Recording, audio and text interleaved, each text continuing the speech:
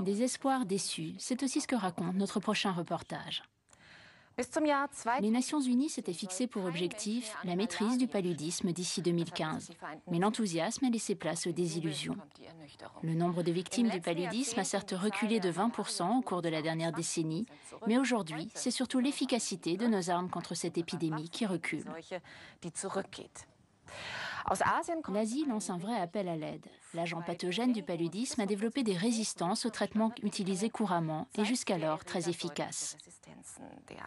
La guérison intervient de plus en plus tard. Le problème est qu'il n'existe pas de véritable alternative à ces médicaments. Les travaux de recherche sont au point mort. Nathalie Georges et Elsa Kleinschmager se sont rendues dans l'un des centres de recherche sur le paludisme les plus pointus au monde, à la frontière entre la Thaïlande et la Birmanie.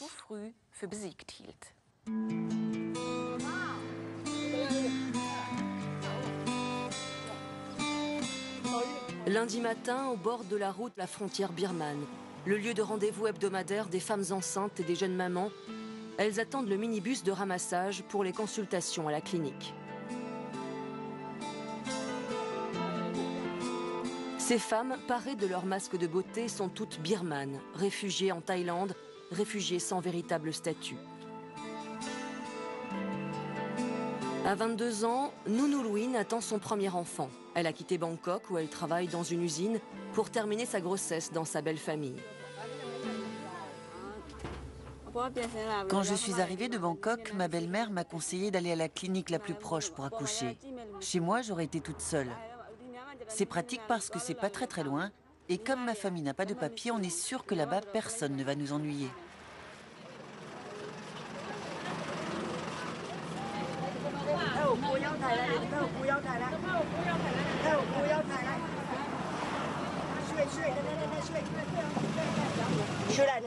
Mets le bébé sur tes genoux.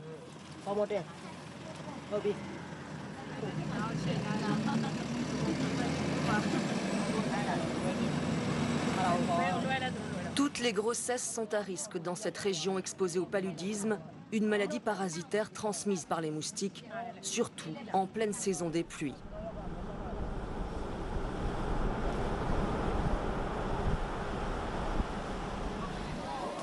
Le paludisme, la spécialité de la Choklo Malaria Research Unit, la SMRU. Wangpa est l'une des 5 cliniques établies le long de la frontière entre la Thaïlande et la Birmanie.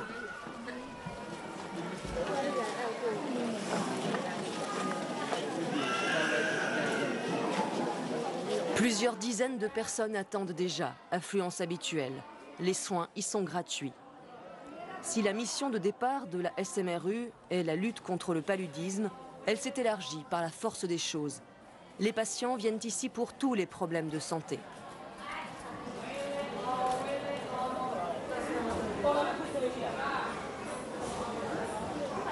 Arrivé dans cette région au hasard d'une mission de Médecins sans frontières il y a plus de 25 ans, François Neusten y est resté et a fondé la SMRU, la Choklo Malaria Research Unit, Choklo du nom de la première clinique créée en 1986. Depuis, il s'est hissé parmi les 10 meilleurs spécialistes du paludisme dans le monde. Mais François Neusten reste médecin avant tout et donne un coup de main en cas d'urgence. Ce matin-là, un nouveau-né retrouvé dans la forêt a été amené dans un état critique. Relâche le garrot, on dirait qu'il a une infection.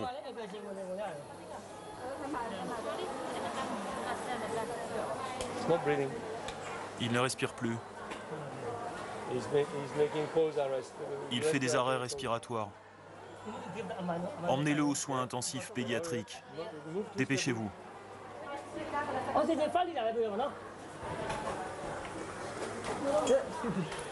Le bébé ne survivra pas. Heureusement, ces cas sont assez rares à Wangpa.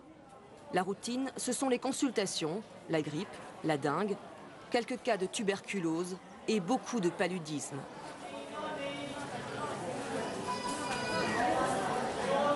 Donc à cette table-là, les malades vont avoir un test rapide qui se présente comme ça, qui prend une quinzaine de minutes à faire et qui nous dit de façon très fiable si le malade a le paludisme ou pas. Donc si cette ligne devient rouge, on sait que ce patient-là a un falciparum. À ce moment-là, on prend une goutte de sang qu'on met sur une lame en verre et qui va être examinée par les techniciens laboratoires qui vont servir de microscope. Ça, c'est pour confirmer le diagnostic et pour quantifier son infection. Même procédure pour les consultations obstétriques. C'est au tour de Nounou-Louine, la future maman. Le test du palu, comme à chaque visite. Puis, les examens de routine avec le personnel médical.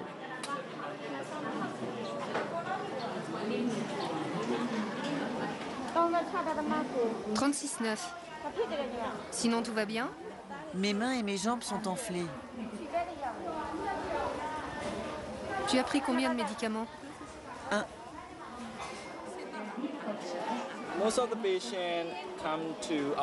La plupart des patients qui viennent dans notre clinique sont des migrants. Et le long de la frontière entre la Thaïlande et la Birmanie, il n'y a pas d'autre endroit comme celui-ci. Nous faisons les soins prénataux, le suivi des grossesses, les accouchements, le traitement du paludisme et d'autres maladies. Le paludisme pendant la grossesse est vraiment dangereux, à la fois pour la mère et pour l'enfant. Ça a des conséquences sur la croissance intra-utérine, ça peut provoquer une souffrance fœtale sévère. Et la mère peut devenir anémique et avoir des complications.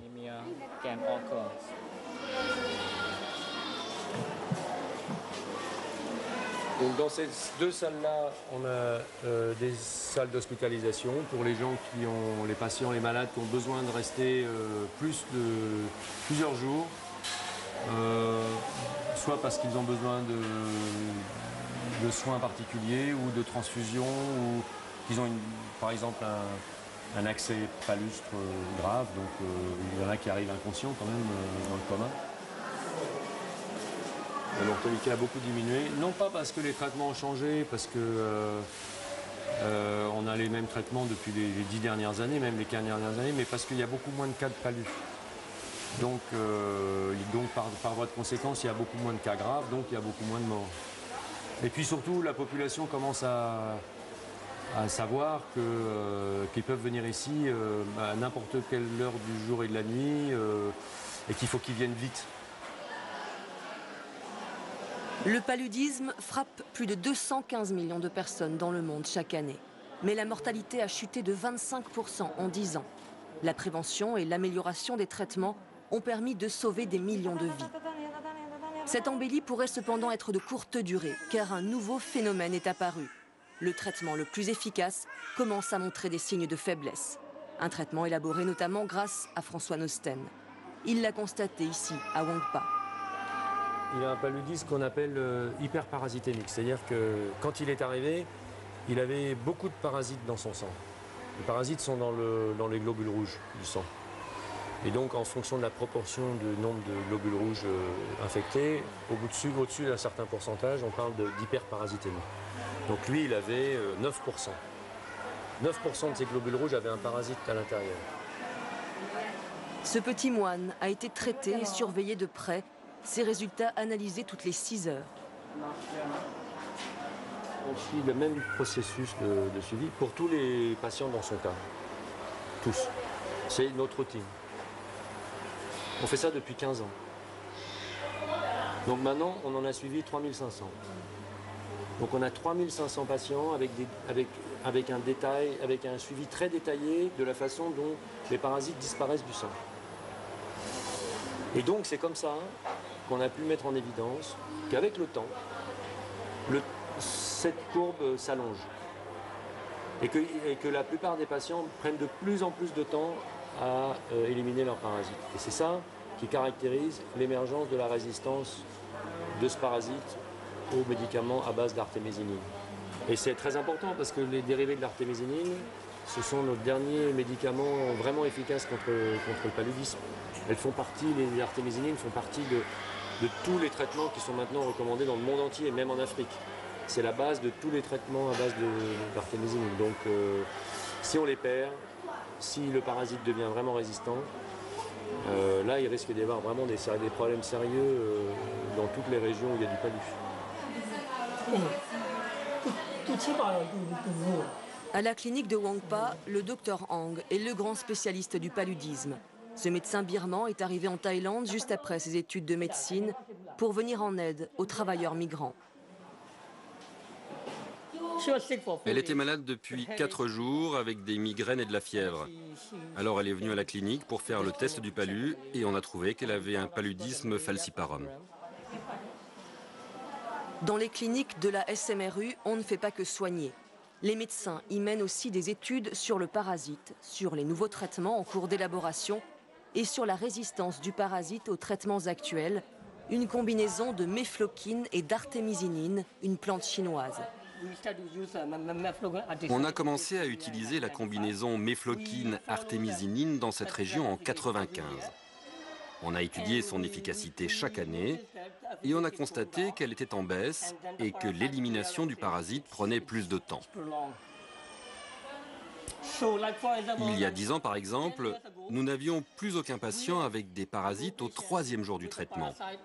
Et désormais, nous en avons environ 30 à 40%.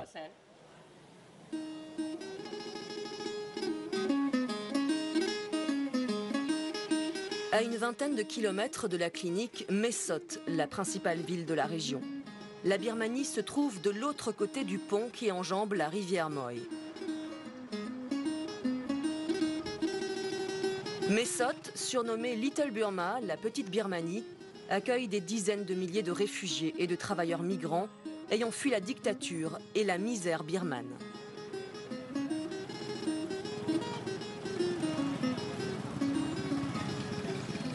Dans un quartier résidentiel, le siège de la SMRU, véritable centre névralgique de la lutte contre le paludisme, une référence dans le monde médical et scientifique. La SMRU est présente des deux côtés de la frontière et emploie 350 personnes, des Birmans essentiellement, réfugiés, auxquels s'ajoutent une vingtaine d'expatriés. Leur patron à tous, François Nosten. En ce moment, on est à Mae Sot, donc notre centre est ici, à Mae Sot. Et les dispensaires qu'on a sont du côté thaïlandais, marqués par ces petits drapeaux jaunes.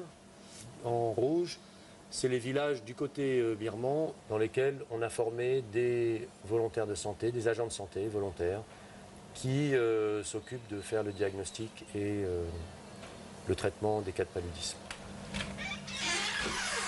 Avec un budget de 2 millions d'euros par an, la SMRU mène la lutte sur les deux fronts, dans les cliniques et dans les laboratoires de recherche.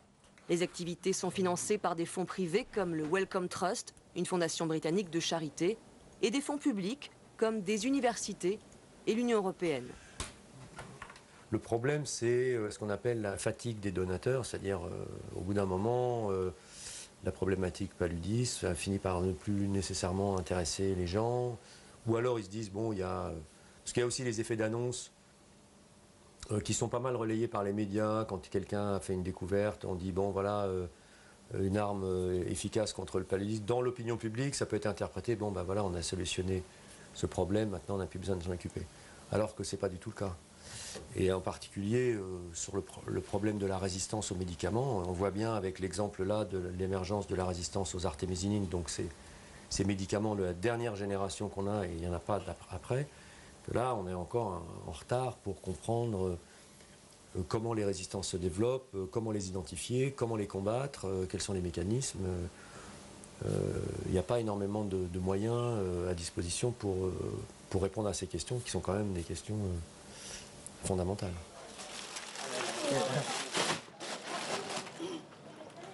Tom, le logisticien, est à la manœuvre. Comme tous les matins, il coordonne le départ des véhicules vers les cliniques. Les coffres chargés de médicaments et de matériel médical. Les équipes de la SMRU partent sur le terrain.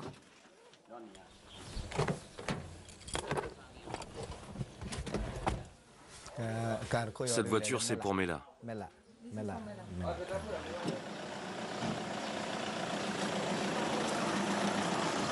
Mela, à 1 heure de route vers le nord, le long de la frontière birmane.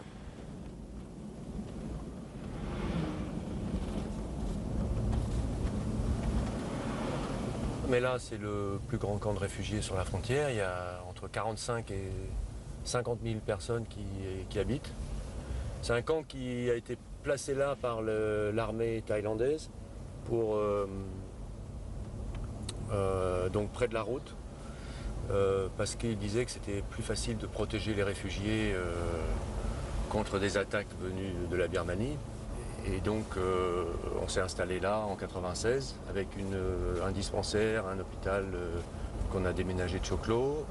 On s'occupe plus particulièrement des soins de la femme enceinte, des consultations prénatales, de la pédiatrie.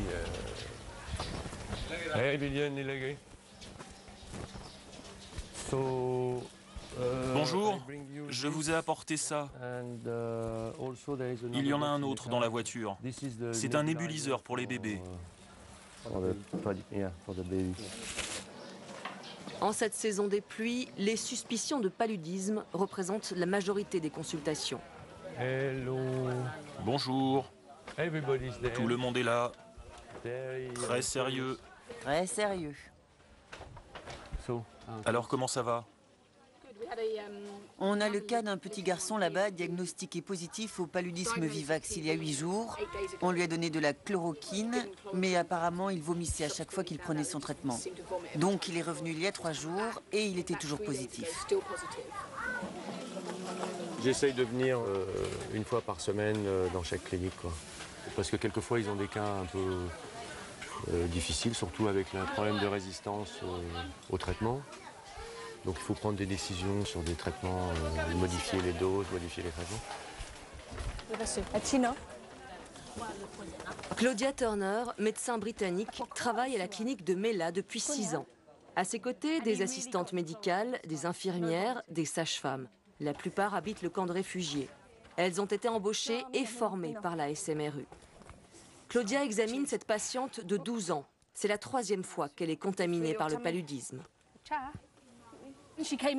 Quand elle est arrivée ici, elle n'était vraiment pas bien. Elle avait le paludisme falciparum avec un nombre de parasites très élevé.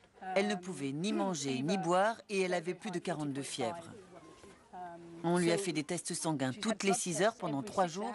Je pense qu'elle doit en avoir un peu marre, mais elle en a presque terminé. Une guérison plus lente, c'est ce qui caractérise la nouvelle résistance au traitement contre le paludisme. Les médicaments mettent plus de temps à agir, d'où l'importance de dépister la maladie très tôt. À la clinique de Mela, les consultations se succèdent sereinement. Je vais regarder dans tes oreilles. De l'autre côté.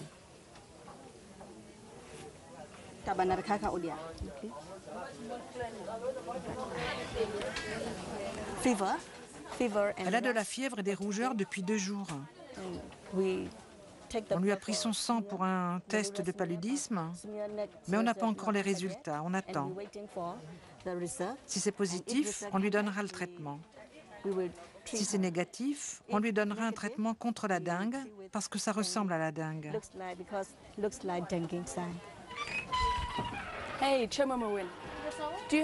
Les résultats arrivent rapidement, le laboratoire n'est qu'à quelques mètres. Ces premières analyses permettent de quantifier le nombre de parasites dans le sang. Chid Momowin, une réfugiée birmane qui habite dans le camp de réfugiés, elle aussi, est la responsable du laboratoire de Mela depuis 2 ans. En attendant de réaliser son rêve, retourner en Birmanie, elle s'investit dans son travail et dans la lutte contre le paludisme.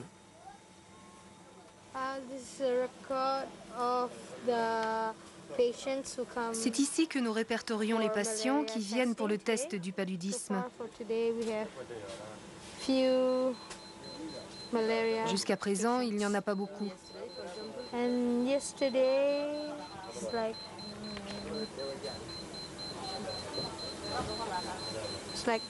Hier, on avait 10 patients atteints de paludisme. Ça dépend des saisons.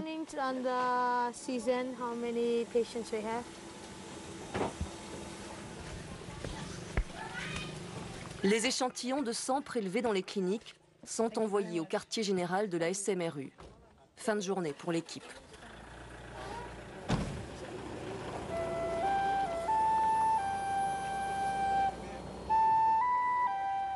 Après plus de 25 ans de travail de fond dans cette région, la SMRU a pu réunir des informations essentielles.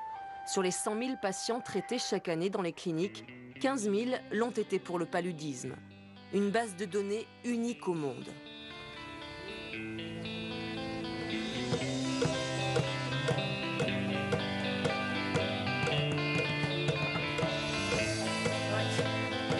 Retour à Mesot.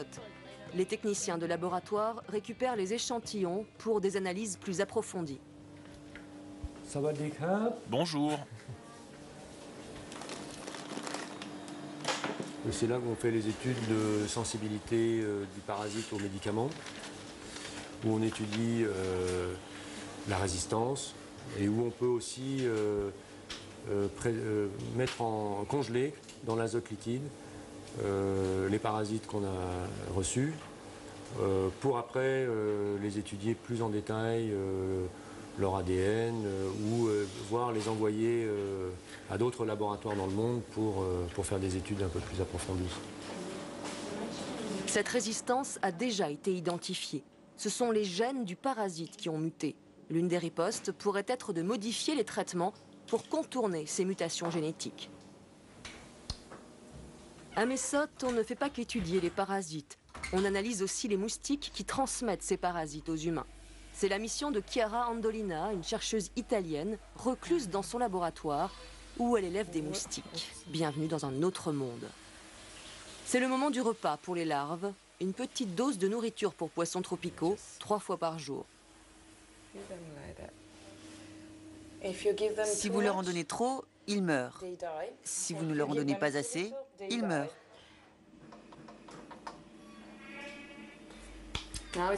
C'est l'heure de manger. Une fois par semaine, je les nourris avec mon sang. Un traitement de faveur pour les femelles adultes qui ont besoin de sang juste avant de pondre. Chiara est aux petits soins.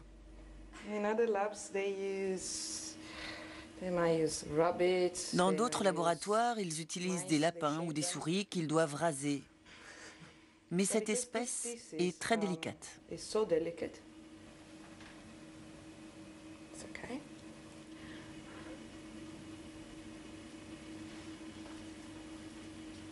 Les gens pensent que je suis folle. Montrez-nous votre bras. C'est pas si mal. Évidemment, pour les moustiques contaminés au palu, Chiara ne joue pas à la nourrice. Elle utilise une membrane qui ressemble à de la peau humaine. Et pour les infecter, elle leur offre du sang contenant des parasites de paludisme prélevés sur des patients dans les cliniques.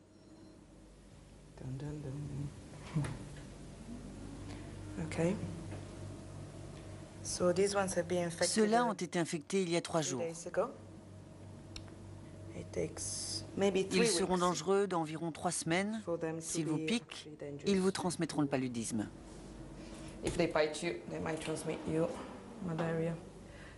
Pour des raisons de sécurité, dès qu'ils sont infectés, je les stocke là-dedans.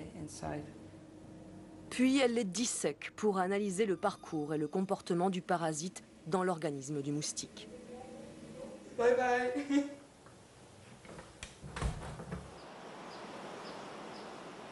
La recherche sur le paludisme et les soins aux patients, les 2 piliers de la SMRU.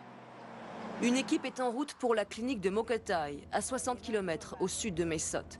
Pour Melly Gilder, médecin américaine, le travail commence déjà dans le minibus. Est-ce que la femme qui est arrivée hier a accouché? Pas encore. Ok.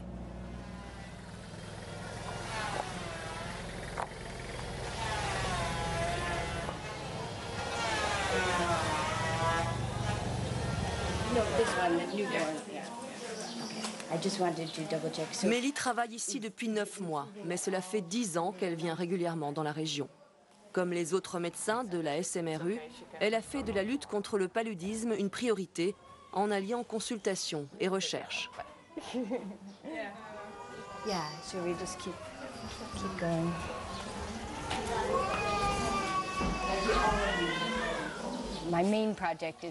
Mon principal projet doit encore obtenir l'aval du comité d'éthique.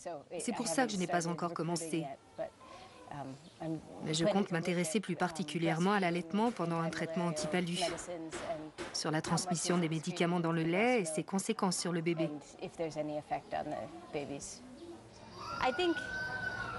Ce jour-là, c'est l'état d'une vieille dame hospitalisée depuis une semaine qui la préoccupe.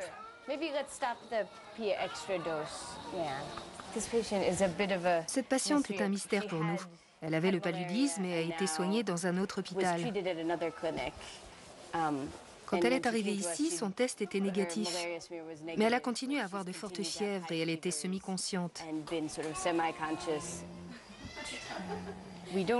On ne voit pas beaucoup de personnes âgées ici. Peut-être parce que nous traitons essentiellement des travailleurs migrants. Donc ce sont plutôt des jeunes en bonne santé qui viennent travailler dans la région. Et l'adresse de la clinique se transmet de bouche à oreille. Les Birmans n'ont pas les moyens d'aller dans les hôpitaux publics thaïlandais où les soins sont payants et où on ne parle pas forcément leur langue. Ils savent que dans les dispensaires de la SMRU, ils seront soignés au mieux. On n'avait pas de médicaments, alors on est venu à Moketaï pour savoir ce qu'elle avait. Après le test, ils m'ont dit qu'elle avait le paludisme et qu'elle devait prendre un traitement. Maintenant, elle va mieux et je remercie tous les médecins.